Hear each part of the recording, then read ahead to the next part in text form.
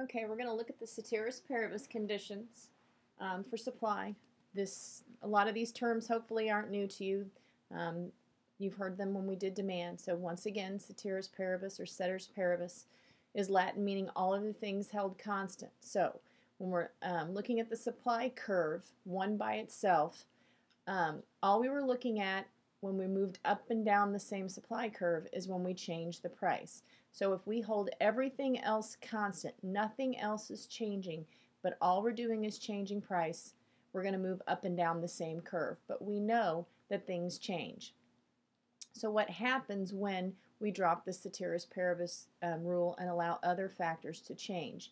That's when we have the shifts of the supply curve. And we have a situation here. This was our original price and our original quantity. We plotted all these on that last curve, and that gave us our supply curve. Once again, upward sloping, because as prices go up, the amount we're willing to supply goes up if nothing else is changing. So if we can make more money, we will make more available for sale, or we will have other people entering into that business because they see us making so much money. But if something does change and it causes us at each one of these price levels to either buy more or less, then we're going to see the whole entire curve shift. We're not changing price. We're saying at $15 we originally wanted $5,000, now we only want $4,000. At $12 we wanted $4,000, now we only want $3,000. So once again, prices are going down. Our quantity supplied over here, our new supply curve is going down. So we would plot all of those new points, we would draw our line, and when supply goes down, as it did here, it's a shift back to the left. It's the same as demand. When demand decreased, it shifts to the left. Same with supply. When supply decreases, it's going to shift to the left because the numbers get smaller going to the left. If we have an increase in supply, and at each one of these prices we are willing and able to supply more as a producer, then we're going to shift the whole entire curve to the right because the numbers are getting bigger going to the right. Factors that change supply. Once again, we're not talking about a change in price. We're changing something else. Those everything else remaining constant things we're actually going to change. And the first one is input costs. We know what the factors of production are: land, labor, and capital. When we increase, when we have to pay more for our workers, when the price of our raw materials are going up, when the cost of capital, our equipment, our building, our rent, and all of that, if that's increasing and we don't change the price of our product, please understand that. Please get that in your notes. Please highlight that. We are not saying we're changing the price of the product. We're saying we're changing the price or the cost in making that individual item. So if we're talking about blue jeans, if the cost of denim goes up but we don't change the price of the blue jeans, then that's going to affect our supply. And so what happens, make sure you write this down, when costs go up and it's more expensive, since we're making less money, we're going to make less available for sale, and we're going to shift our curve back to the left. So if input costs go up, supply is going to decrease. But if those input costs come down, now at the same price, we will be willing and able to make more available for sale. So we're going to shift our curve to the right. So next one is government tools, and there are three of things that fall under the government tools. Three things that the government can do that actually will affect the supply of products: taxes, regulation, and subsidies. Taxes, we all know what that is. And we know what an excise tax is. So if the government imposes an excise tax on a business that they cannot pass along to their customers, once again, the business is not changing the price of the product, but the government is imposing a tax on the business itself. And so anytime you have a situation where your costs are going up, you're going to see the supply go down. So taxes on a business are going to cause supply to go down. If the government gets rid of that tax, then you're going to see the supply actually go up. Regulations is another thing. The more regulations there are, the less a business is willing and able to make available for sale. It just makes it more difficult. When we talked about externalities, when the government starts imposing fines and sanctions for polluting, That if they do that, then the businesses start to um, have to lower their supply until the regulations are gone. So regulations. Another example, when I first started teaching at Southwood, you had to have a 2-year, 2 years worth of college before you could actually sub in the schools. Now you only have to have a high school diploma. So they got rid of that regulation because they were having a difficult time finding substitutes. So once we get rid of that rule that you have to have 2 years of college and go to just a high school diploma, we definitely had an increase of the supply of substitute teachers. So we get rid of that regulation. Now if we go back and say, okay, that was a bad idea, we shouldn't have students right out of high school or people right out of high school subbing in our schools, and we go back to the 2 years, and we're going to see a drop in the supply. It has nothing to do with how much we're paying and everything to do with the regulation.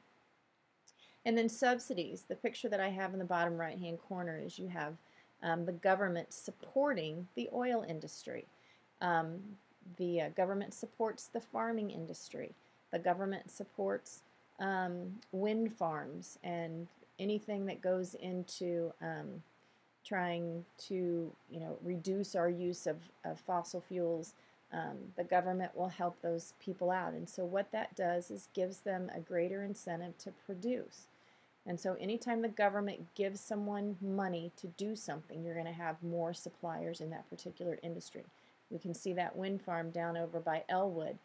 If an individual business had to support all that by themselves, we probably wouldn't see as many, if any at all. But when the government steps in, then we will see an increase in supply in those. So taxes tend to decrease supply, regulations tend to decrease supply, and subsidies tend to increase supply.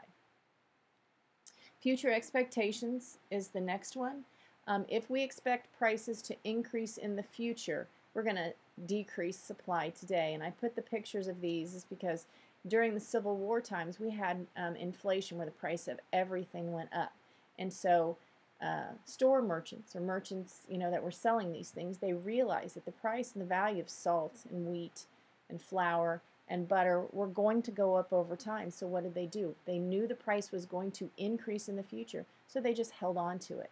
And they held onto it so long, actually, that the prices got so high that no one could actually afford it, and people started rioting. So we definitely don't want to see that. But they held on to these things because they knew the price was going to go up in the future. So if there's an expectation that price is going to go up in the future, they're not going to supply it. If there's an expectation that prices are going to decrease in the future, we want to take advantage right now of the higher price and put it all out for sale. And then the last one is number of suppliers. I'm not sure why this one is so confusing. If you have one supplier and then you add a second supplier, your supply is going to increase. If you have 10 people in a particular industry all supplying and 5 of them leave that particular industry because of prices going down or whatever, then you're going to see the supply in that industry go down. Price elasticity of supply. This should be all review. Nothing here is changing except for the characteristics that change that attribute to the elasticity of supply.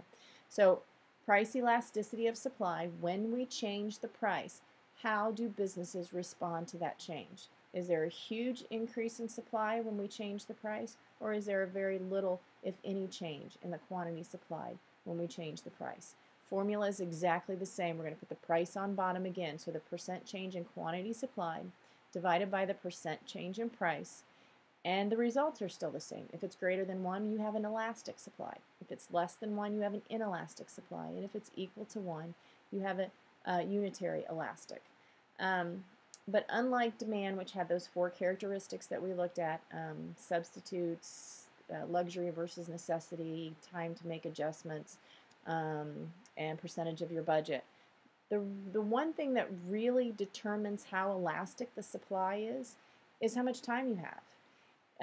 If it's something that you can adjust, if it's a service business, you own a beauty salon, and you can start charging more, well, then you can start cutting more people's hair, or you can hire more people to cut more hair.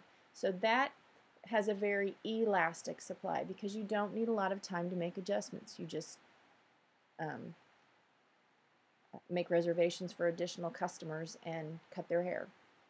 But if it takes a long time, um, then you have to obviously spend some time. Think about it, an orange, someone who produces oranges. You know, if you see the price of oranges going up, it's not a matter of, okay, I think I'll increase the supply, because there's a lot of time and effort that goes into planting more trees, and it takes several years for those trees to grow, and so then it takes a long time for us to be able to make adjustments to that supply. So in the short run, when we don't have any time, things tend to have an inelastic supply. Over the long run, obviously, if we have 3, 4, 5, 6, 10 years to grow our trees, then oranges would become more elastic. So in the short run, you don't have a lot of time, inelastic. Over the longer you go, the more elastic things. But once again, if it takes a long time to produce, it's going to be inelastic. If it takes a very short time to make adjustments, it's elastic.